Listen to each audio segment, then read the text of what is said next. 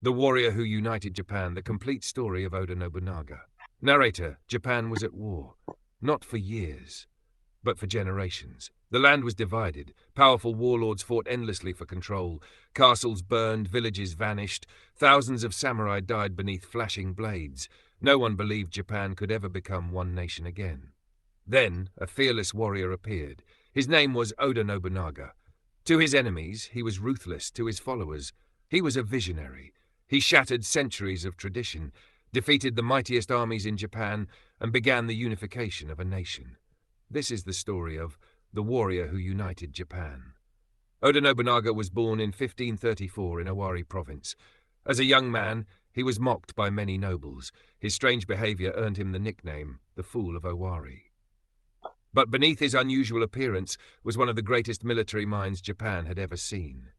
After the death of his father, rival clans tried to seize his lands. Even members of his own family turned against him. One by one, Nobunaga defeated them. His first great test came in 1560. The powerful warlord Imagawa Yoshimoto marched toward Kyoto with an army of more than 25,000 soldiers. Nobunaga could gather barely 3,000. Most believed defeat was certain.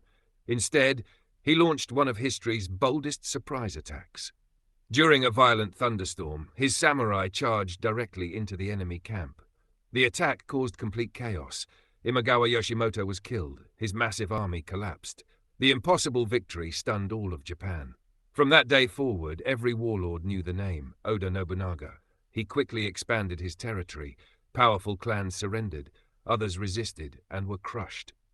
Unlike many commanders, Nobunaga embraced new technology. He recognized the power of firearms long before his rivals. While other samurai relied mainly on swords and bows, Nobunaga trained thousands of soldiers armed with matchlock muskets. His greatest demonstration came in 1575, at the Battle of Nagashino. The legendary Takeda cavalry charged across the battlefield. For years, they had been considered unstoppable. But Nobunaga's musketeers waited behind wooden barricades, instead of firing all at once. They fired in rotating ranks. One line shot, another reloaded, then the next line fired. A constant wall of bullets tore through the charging cavalry. The Takeda army was destroyed. Japanese warfare changed forever. Nobunaga continued advancing toward complete victory.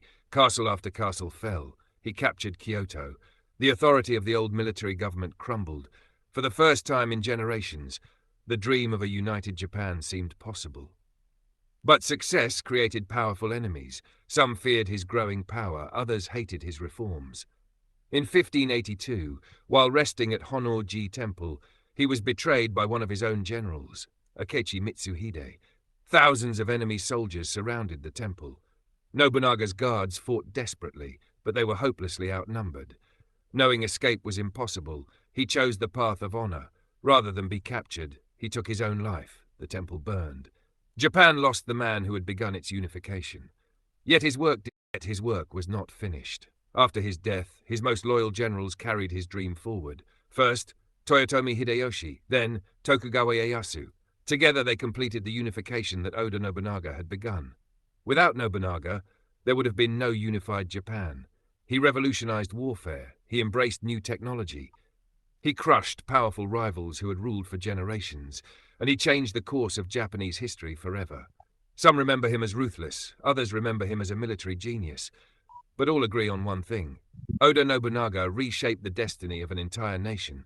That is why history remembers him, not simply as a daimyo, but as the warrior who united Japan.